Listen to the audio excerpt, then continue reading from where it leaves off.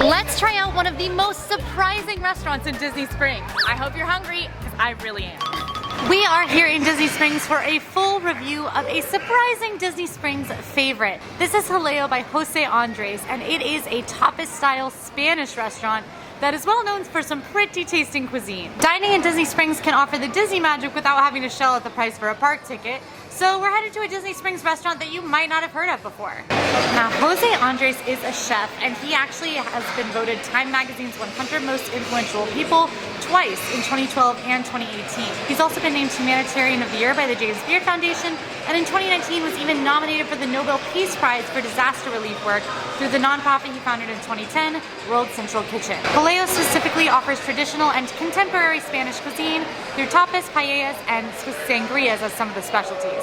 You can find it near the M&M store and AMC theaters. One really fun detail you can find in Jaleo is this bull wearing a luchador mask, which is actually a fun decor item that Jose Andres always puts somewhere inside his restaurants.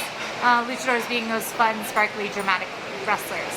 So when it comes to kind of vibes here in Jaleo, let's talk about like who this is for. This is definitely more of an adult geared restaurant. It's not as kid friendly, although they do have a kid menu. But when I say it's not as kid friendly, I mean like it's not as kid friendly when it comes to things like, you know, character dining or theming overly for children. You know, it's pretty simple. I also think this restaurant in general is just, honestly, it gives off fun, relaxing date night vibes. It kind of has a dark, relaxed undertone. It's still daylight outside, but the whole restaurant is dark wood, dark colors, and just feels nice and honestly a little romantic, a little bit adult. You can also watch the chefs cooking and kind of get a vibe of everything that's going on behind the scenes as well, which I think is just a fun, open concept vibe here. I said the word vibe too many times, and I'm sorry that you had to hear it. All right, we are here at Jaleo with a couple of our lovely off-screen reporters. See, you can't see them, but they are here. So we're gonna have a couple extra things on the table tonight than we typically would, which is really awesome. Of course, they are helping to write and create our wonderful website reviews. Please go read them, they're wonderful, so, and a lot more in depth even. Yep, they sure are. So head on over to AllEars.net, check out our Jaleo review, because that's gonna really get in depth about prices, flavors, stories for some of the food, and it's a great resource with the videos. And we always have those. If you see a video, they are on the site too. And if you're curious about almost any restaurant in Disney World, I promise we have a review of it. We also have the menus with pictures that our lovely reporters have taken. First, it's going to be the manchego. That's going to be a sheep cheese. It's going to be paired off with an apple that's compressed in muscatel wine. There's a sweetness to it. In the middle, we have murcia, which is going to be our drunken goat. That's goat cheese, immersed in Pedro Jimenez red wine, with a pine nut and rosemary shortbread. And in the middle is the same wine reduction. And then lastly, it's going to be the Rizzillo Blanco, which is cow cheese, with a sweet marmalade paste made out of orange flavors. All right, so to start, we did start with the sangria. This is the rosé sangria, which is made with Lobecia rosé, gin, vermouth, and seasonal fruit, as well as citrus. You can get a glass for $12, a half pitcher for $32, and a pitcher for $54. That half pitcher at $32 serves 4 glasses. That's actually a really good deal, in my opinion. And then cocktail-wise, we've got the Sultry Margarita, which is made with Milagro Tequila, Torres Magdala, lime, and salt air, which is this salt foam on top. That our waiter actually shared. Jose Andres had the idea for that because he was walking on the beach with his wife and saw the salt foam come in and thought that was a great idea for a drink. So that one is $16, and we're really excited to give them a try. I get the privilege of trying the rosé sangria. I'm on a sangria kick in my life, so sharing that with you now. This is actually really, really nice. It's so well balanced. It's not super heavy on the rosé, but it has nice flavors of strawberry and orange. It's definitely on the sweeter side, but it's not sweet in a syrupy way, when you can kind of tell the sweetness of the drink comes from just like a sugar syrup or an agave. It just has a nice fruitiness, nice sweetness. I absolutely love this, and for the deal to get the half pitcher, I think it's hard to ignore. It's $32 for 4 glasses, and there are drinks in Disney World that one of them is $20. So very pleased with this. I know we've talked about literally coming back just on our own for fun, because why have we not already been here before? Emma might be in a sangria phase. I'm in a margarita phase, and this one has salty foam on it. And I find that thrilling. So cheers. This is such a nice Oh, this is so good. Can I try a sip? Yes. It's so good. The salt foam really does feel like sea foam. Not that I've ever drank sea foam. Like, hypothetically, if I had, that's what it would taste like. I did. Pretty accurate. Okay. You guys Is that why you're like that? You guys have never been a kid in the ocean? You fell a little, maybe some sea foam got in your mouth? That's pretty normal. And now you can have it as an adult beverage. The cocktail itself, the margarita, is really tasty, and it's not just your basic margarita. It has a little bit of like a peppery spice to it, which I really enjoy, but it's balanced super well by a really nice agave sweetness. The lime obviously comes very far forward, and I can tell it's a quality tequila. I absolutely would order this again. All right, our first round of tapas has arrived. So the first thing we've got here is from the Buen Provecho part of the menu. This is the Cono de Atún Gilda, which is a cone of tuna tartare made with modern olive, Cantabrian anchovy, which are European anchovies fished sustainably in the Cantabrian Sea, and pipara pepper. And it's very tiny. Wait, hold on, here's my hand. Yeah, so it's very small. And this guy is $8. We also have the Chorizo Iberico de Bellota, which is from the embutidos or cured meat section of the menu. This is cured pork chorizo from the legendary free-range acorn-fed black-footed Iberico pigs of Spain. Iberico meat is very, very famous, of course. And this is available for $18, and it's a solid amount. And then we also went for the selection of 3 cheeses from the queso section of the menu. This is $24 for 3. We went with the queso manchego here on the end, the Murcia al vino, and then the Rey Silo Blanco.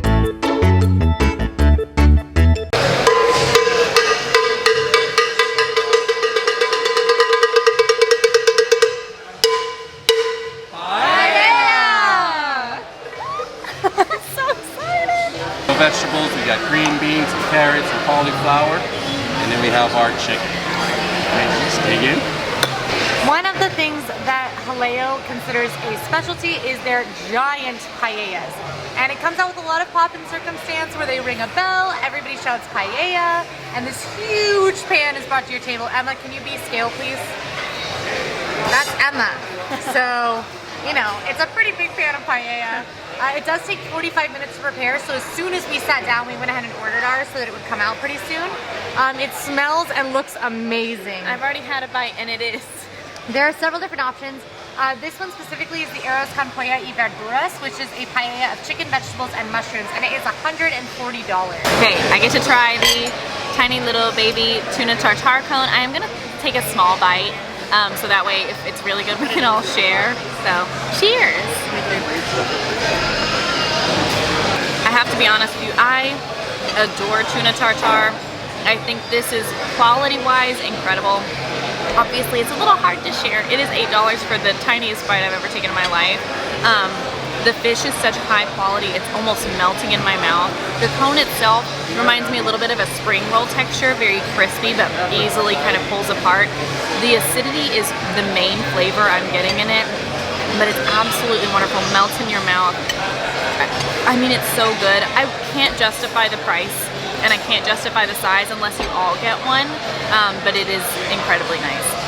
All right, I'm trying out our cheeses. So this is actually, I'm very excited about this because the cheeses each have special pairings, which I love. This cheese board, I'm gonna start with the queso manchego, which is paired with Moscatel compressed apples, which I'm excited about. That's crazy cheese. It's like super, so I like a harder cheese. I like a cheese with a little more flavor.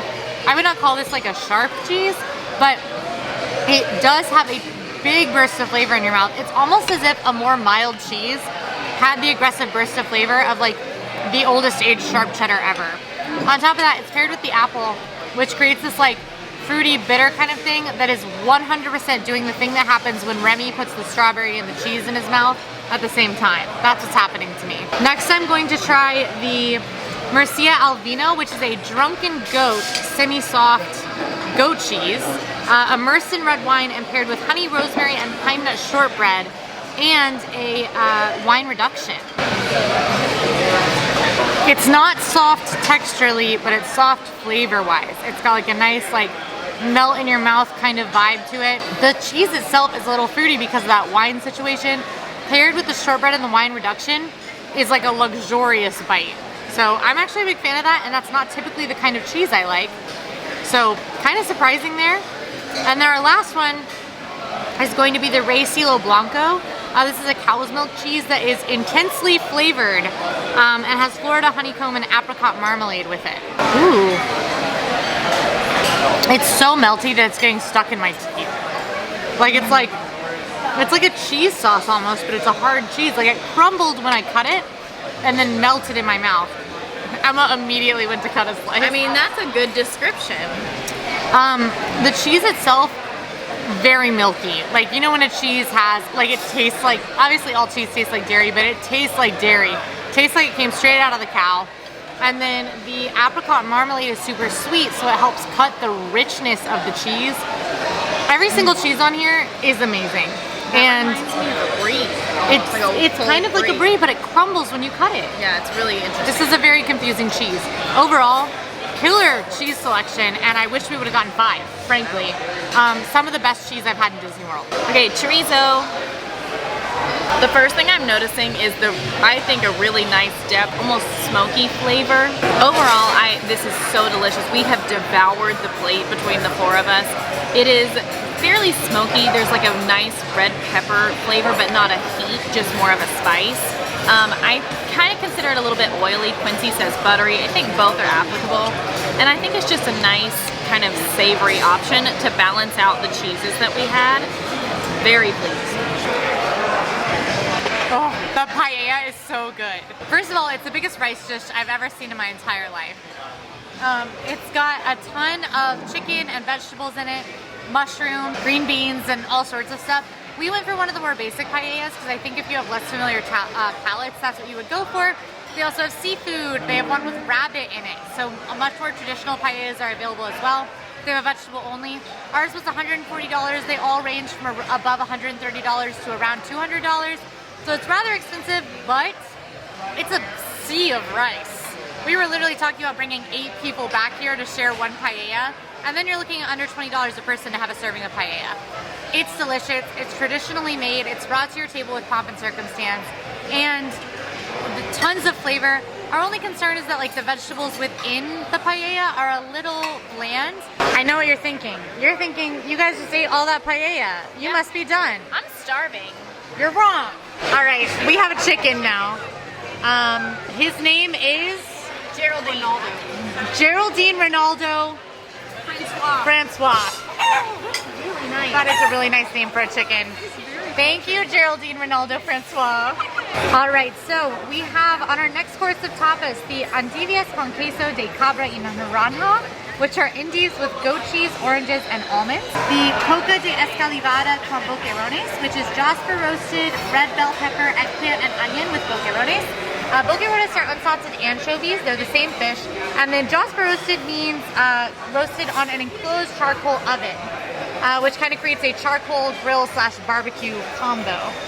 We've also got the patatas bravas, which are a Jaleo favorite. These are fried potatoes with spicy tomato sauce and aioli.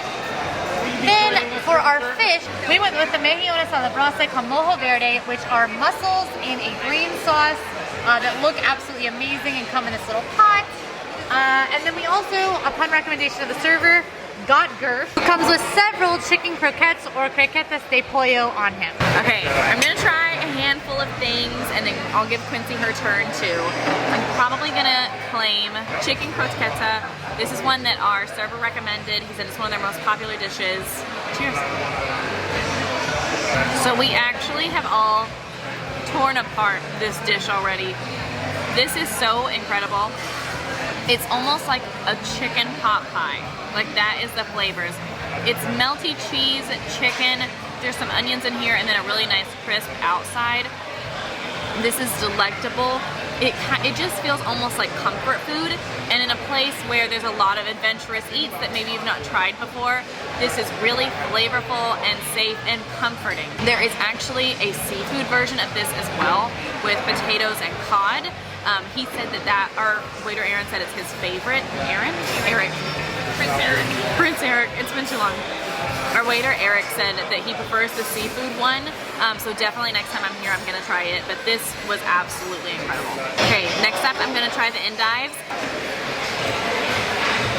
I think this is also incredible. Probably my second favorite thing that we've had. I want 1,000 of these. I could eat my body weight in these. The cheese and the tangerines inside are like a nice kind of sweet, savory mix. And then the plant itself is slightly bitter, which I actually did not think I would like, but I really enjoy. There's some almonds on top that add a really great crunch and textural element. And then this is still fresh enough that it crunches as you bite into it as well. Absolutely so nice, so wonderful, and really light compared to the croqueta. So I think it's a nice balance. And honestly, it's tasty, but it makes me feel healthier. We've had a lot to eat, so having some greens is helpful. All right, I'm going for a mussel. The mussels are in a green sauce. I love green sauce, so. And she loves mussels. I do also love mussels. I most often get mussels in white wine sauce, and these are very different from that. They are super savory and herbaceous. In a way, I wouldn't call them buttery, which is usually how I like my mussels. But typically, like, I hate mussels in marinara because I'm like, where is the white wine sauce? Basically, what I'm trying to say is that mussels are all about what sauce is on them, and this sauce is delicious. It's green, it's not hot at all, it's just kind of got this like nice herbaceous pepperiness to it. It sort of sits in your nose a little bit with like almost a smokiness. I absolutely love these. I don't think I could eat a whole thing of them. I eat whole things of white wine mussels, but I don't think I could eat a whole thing of these. But as a shareable, 100% worth it. I'm also gonna try this anchovy thing. I don't know if I like that reaction. It tastes like ratatouille. Really? Yeah, it's because it's the same ingredients as ratatouille. Eggplant, tomato. I can't remember what the other thing in the mixture is, but it's like cooked stewed vegetables, all really nicely stewed together with like a pleasant, just like mild green flavor to it. And then the anchovy adds a meatiness, not even a fishiness, a meatiness and a nice salty factor. It's all on top of this very crunchy cracker, and I will say we've had this sitting for a minute while we take coverage and everything. The cracker has not gotten soggy, which is insane to me. That's actually What is this made of? Magic? All right, I'm trying the patatas bravas, which I'm excited for because I love patatas bravas, and these look amazing. When I die, you can bury me in the garlic aioli that they served this with. Me too. He told us that they steam these potatoes in butter, so the insides are soft and buttery. And then they fry them also in butter, so the outsides are crispy and buttery. And then they put garlic aioli and more sauce on them, and then they're the best thing you've ever eaten in your entire life. Point blank period. Fruity, garlicky, savory, sweet, crunchy, soft. All the like opposites are together. All right, our dessert has arrived. So we went with first here the arroz con leche, which is rice with a saffron espuma, espuma being a foam with milk and caramelized apples. We also got the burnt Basque goat cheesecake. Now a Basque style cheesecake does mean it is burnt as opposed to the more like dense cheesecake you're used to. It's supposed to be more light and airy, we'll have to see. And our server Eric did recommend that we get the strawberry sorbet to go with the Basque cheesecake, and who are we to say no to more desserts? And Eric. And Eric. All right, I'm gonna try out the cheesecake. Okay, Emma's also gonna try out the cheesecake. I don't have to be with the strawberry sorbet. This is wild. I love the burnt cheesecake, essentially. It makes me think of like, not in the flavors, but it reminds me of almost like a burnt s'more. Texturally, just a little bit. It kind of gives me a really comforting vibe because of that. I was expecting creme brulee, but that's not the vibe. Not at all. And the cheesecake itself is different. It's like, it is airier. It's like an airier, almost whipped. Kind of almost whipped. Definitely still like a regular cheesecake, and then it has a char on it, and there are definitely like charred flavors. The sorbet itself is delicious as well. It definitely tastes like it's made with charred pieces. Thank you. Oh. It tastes like when you burn bread, but in a good way. Arroz con leche. What's happening texturally? The rice. Eric brought us a sample of brandy. He told us to try it with the arroz con leche. This is delicious. It is really nice. I don't love it. I love it. Texturally, the rice is just on the gooier side. I don't love that personally. I like the crunchy on top. I like the flavors. It's so nice and creamy, but just the rice itself is a little bit too gooey. Imagine like a pudding texture, but that it has rice soaking in it to the point where the rice has gotten really big and really, really moist. That's the texture of this, is that there's really big, really like soggy, for lack of a better word, rice. If you have textural holdups about stuff like that, like Emma might, that might be a more challenging dish for you. For me, I really enjoy the added like resistance that the rice adds to the pudding. It makes it more texturally interesting. One of our reporters just pointed out to me that the Basque cheesecake tastes like Cheez-Its. And it does. Try a piece of the burnt part on top with the cheese. Little bit, yeah. You know when you get a really good Cheez-It that's like crusty and burnt on the edges? I don't like Cheez-Its, and it's very real. We didn't notice before. No, so that's very real. Apologies to you if you were gonna get the Basque cheesecake and we just made it taste like Cheez-Its. We do have a bonus dessert. This one is actually gonna be complimentary, so keep that in mind with our review of it, but of course that doesn't mean we'll have any effect on our review. But this is the Pan Con Chocolat, which is our server Eric's favorite, why he brought it over. It's chocolate custard with caramelized bread, olive oil, and brioche ice cream, which sounds interesting. Delicious. Oh.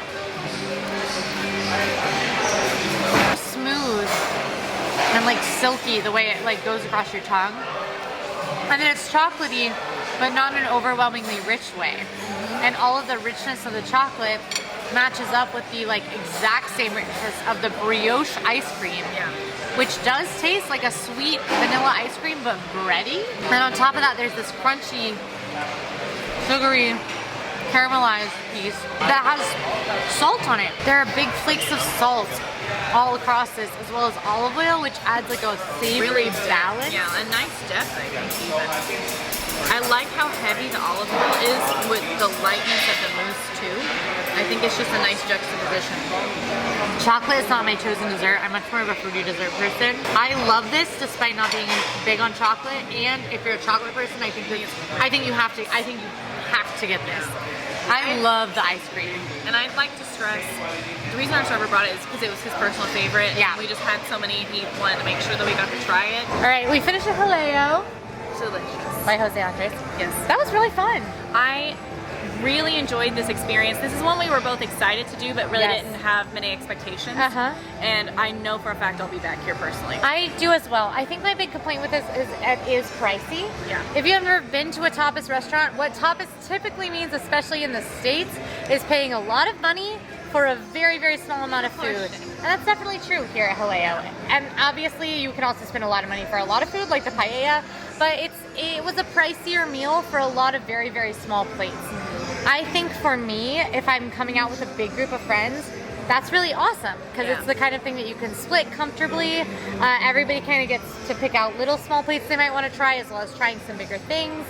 Everything we tried taste-wise, like regardless of price, was spectacular. Yeah, I think that's the biggest difference for me, is it is pricey, but we've been to pricey places in the parks in particular that really aren't good quality, and they're not really an environment that you want to spend a lot of time in. You know, you kind of in and out, and I feel like this, the quality was nice. I enjoyed the atmosphere. The entire staff was wonderful. So I liked it, you know, for that reason. The atmosphere here is very different than most. I don't know that I would compare it to many places I've been in Disney World, and that I actually feel like getting a group of friends together to come and hang out here in a way. It feels adult. It feels grown up. Would I bring our kids here? Absolutely not. No. I don't think it's a kind of like family fun dining place. It's a lot of tapas. It's a lot of interesting like wine and a lot of like interesting seafood and paella coming to your table in the biggest dish you've ever seen.